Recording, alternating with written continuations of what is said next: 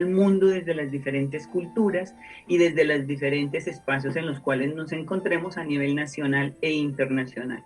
Y dentro de ese caminar preciso de Soacha, un personaje que quiero muchísimo y que fue el que ahí sí pienso que me dio la oportunidad de entrar a la academia en Altos de Cazuca, que fue mi primera experiencia como psicóloga. Daba unas horas de ética y hacía unas horas de terapia psicosocial. Ahí es donde de pronto algunos hablan de qué enfoque, pues si soy psicóloga social, mis terapias van enfocadas a lo psicosocial, psicoterapia. Ahí es donde viene lo clínico y otros conceptos, pero este es el mío, el psicosocial. Cuando estuve allí, de pronto el padre lo conoce y quienes nos están escuchando desde el municipio de Soacha, un maestro que fue concejal en el municipio y que cada vez lo valoro cuando ingreso al área educativa, porque fue el primero que me dijo, venga, aplique sus conocimientos en estos dos campos, como terapeuta y como docente. El licenciado Ricardo Clavijo, a propósito, que cada vez que trabajó en Secretaría de Educación y tuve el privilegio de acompañar varias veces ese proceso a nivel público y privado del municipio de Soacha. Entonces, en ese orden, esas tres conocimientos alternos, porque no es que he durado un tiempo en uno, un tiempo en el otro, sino que han sido alternos, como terapeuta psicosocial, como organizacional y como docente de educación. Y lo rico también, mis queridos oyentes, para las reflexiones desde donde uno se atreve a hablar lo que habla, es porque he tenido el privilegio de trabajar en lo que llaman extraedad, jóvenes que no fueron aceptados en las instituciones educativas, entre comillas, porque eran malos estudiantes. Lo que no sabemos es que nos han medido con unos estándares que no todos cumplen y ahí es donde se descalifican los perfiles de las personas. Entonces ese fue mi inicio en Altos de Cazuca, entendiendo qué era formar y qué era la educación y qué era aquellos personajes que andan de estratos, ahí los hemos conocido de estrato 1, pero a veces hay personas que viven en otro nivel más bajo y no es porque sean bajos, sino porque económicamente nuestro país no ha ofrecido mejores posibilidades de trabajo, que por eso a propósito de todo lo que se está viviendo, pues ahí tenemos el paro. Algunos dicen que es la crisis es el paro, pero yo me uno a los de no es el paro, sino la situación en la que está nuestro querido país y que debe pensarse y repensarse para tomar otras decisiones donde le den una importancia a la educación. Educación para papás, educación ciudadana que se perdió hace un montón de años, el respeto que la autoridad no la hace en los uniformes, ni el látigo, ni una amenaza. Y por eso hoy quise repensar desde ahí y valoro la apertura del padre cuando dice reflexiones del ser, claro. Ahí es donde vamos a pensarnos. Tuve la oportunidad de este sábado estar en una tertulia virtual. Los invito a propósito los sábados a las 7:30 de la noche. Ustedes la encuentran por el Face Live, igual o por Face. Tertulia virtual académica o tertulia académica virtual. Igual ahí estamos presentes. El padre ya tiene la invitación por si quiere compartirla luego. Ese es el enlace para poder acceder a la charla que se hizo ese día. Y se hablaba sobre salud mental. Y entonces, con el respeto que le tengo a todos mis profesionales de la salud, igual quiero invitarlos a la reflexión. Se habla de salud mental siempre relacionada a enfermedades, pero no se ha hablado a la salud como bienestar. Entonces, si uno habla de salud mental, casi siempre lo catalogan o lo encasillan frente a esas enfermedades que se vienen dando. Por ahí coloqué un enlace igual en ese momento de los estudios investigativos que se vienen haciendo sobre el estudio de la salud mental. Y ahí es donde vuelve otra vez a jugar la palabra autoridad. ¿Quién es el que regula o legisla o quién es la autoridad para poder hablar de salud mental? Entonces sí ve que la palabra autoridad está inmersa en todo lo que tiene que ver con los seres humanos. Entonces es una situación que algo me llama la atención ahorita para preguntarle al padre qué opino de las conceptos que se manejaron allí, pero entonces quise igual hablar desde repensemos. La invitación es siempre la reflexión encaminada a nosotros venimos formados de otra manera y siempre ha sido el látigo, la amenaza, si me quieres tengo que traerte cosas, si no te traigo cosas o con materiales no me quieres, haz la tarea y te traigo, o si me haces la tarea te quiero, y un montón de cosas que nos enseñaron desde muy niños. Por eso me parece muy importante lo que estamos haciendo y agradezco pues a los padres Pablo y al padre Tito por la oportunidad de poder compartir estos momentos mientras se pueda para poder ya no ser unos o pocos, sino varios los que nos repensemos. Y al hablar de repensarnos, vuelvo a traer la invitación a resignificar. Que el amor no es si yo te traigo flores o te invito a almorzar, sino que el amor es el respeto. Y eso es lo que siento que debemos rescatar de esta reflexión. Que tanto de lo que yo vengo formada como tal, independiente de los autores que lea, yo cumplo esas condiciones cívicas o sociales, como lo hablábamos en una ocasión cuando hice una presentación de las dimensiones del humano, que en otro momento podríamos retomarla para quienes estén vinculando, para saber qué tan importante es la formación cultural. Ese nicho, ese grupo familiar, con quienes me relaciono, influyen en mi vida personal, influyen en mi vida familiar, influyen en mi vida laboral y asimismo en la vida social. Entonces estamos dando unas coyunturas gracias al COVID. Sé que algunos están doloridos por las situaciones que se están dando, hay familias que se han ido enteras y ayer supe de unos allegados que se fueron la mayoría de los papás y solo queda un joven de 20 años solo porque se le fue todo su núcleo familiar, gracias, o no digamos gracias, sino por un virus que nos está haciendo reflexionar también, ¿qué es lo que está pasando? A veces cuando hablan de las 7 plagas y demás, yo digo, no, ahora no hablemos del pasado, miremos qué es lo que esta experiencia nos está invitando a reflexionar.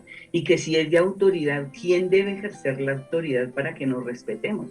Para que no matemos a la gente, para que no vayamos más allá de lo que no son mis límites. Y ahí sí valoro a los primates cuando empezaron a reunirse y a formar estas sociedades que siglos o años después estamos en crisis, y pues que esa es una naturaleza del ser humano, estar en crisis.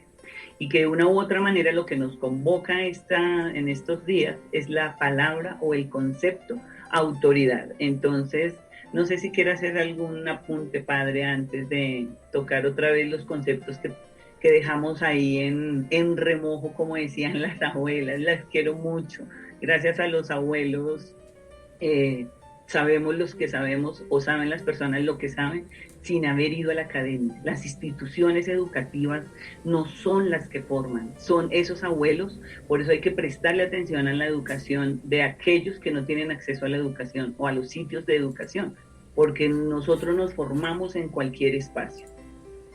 Bueno, doctora, la verdad es que no quiero quitarle mucho tiempo, porque la verdad, pues, el tiempo más que todo es suyo, y es tan poquito tiempo que realmente nos gustaría que nos diesen más tiempo para este programa, y ojalá pudiéramos tener otro día más a la semana, pero conocemos, respetamos también su valioso tiempo de estudio, de trabajo, el mío, qué sé yo. Entonces también pues cansamos a las personas con quitarles más tiempo, pero por ese motivo no quiero opinar tanto. Solamente darle las gracias también al señor Julio Barrios, quien nos dice: doctora Prieto, abrazos, muy interesante, y fuerza a tu pueblo, no están solos. Gracias, señor Julio Barrios, desde donde se encuentre usted, en cualquier parte del mundo, porque no nos dice dónde se encuentra.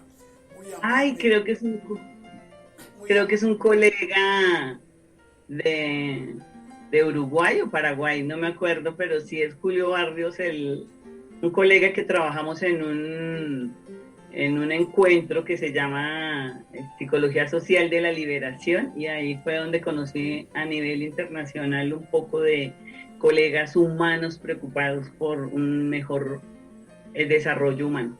Sí, señor. Entonces, gracias, señor Julio Barrios, de donde se encuentre. Ojalá nos dijeran todas las personas que se ¡Ay, comunican sí! con ¡Qué nota! nosotros, que nos digan de dónde se están comunicando. Y gracias, muy amable, mi querida autora. Y pues no, también darle las gracias por ese programa tan bonito que está realizando los sábados, donde yo puedo opinar solamente con esta frase: no hay mayor loco que el que crea a otro loco. Y pare de contar. Y yo me uno a uno de los abuelos que decían que no hay locos. ¿Cómo es? Espérate, que ahora se me fue la idea. Bueno, se me bloqueó que aquel loco que ya se vuelven locos a los que locos no son, algo así. Qué pena, pero estaba en otra idea. Pero bueno, entonces volviendo a las reflexiones de la autoridad, quiero compartir nuevamente un poquito la pantalla con un concepto que quiero que lo analicemos como trabajábamos el de la RAE. Entonces, cuando hablamos de la RAE, decíamos el concepto de autoridad, pero mire que cuando hace del diccionario, porque acuérdense que hay Wikipedia, está la RAE, y gracias a la pandemia, pues se ha generado una buena oportunidad de los que escriben publicar estos espacios. Entonces voy a colocar un minutico este concepto para que me lo analicemos. A ver, acá, creo que es acá. Ya lo estamos observando, solo es un momento para que quienes nos están siguiendo logren comprender lo que estamos intentando hacer. Se trabajó el libro del Principito para hablar de ese niño que hay en cada uno de nosotros y cómo a través de la historia podemos transformar nuestro quehacer. Pero luego entramos a trabajar un libro de Makarenko que no es para seguirlo tal cual, porque las dinámicas han cambiado, las políticas también han cambiado, sino como para reflexionar, como lo decíamos, frente al concepto de autoridad. Entonces, cuando este diccionario de Google nos dice que facultad o derecho de mandar o gobernar a personas que están subordinadas.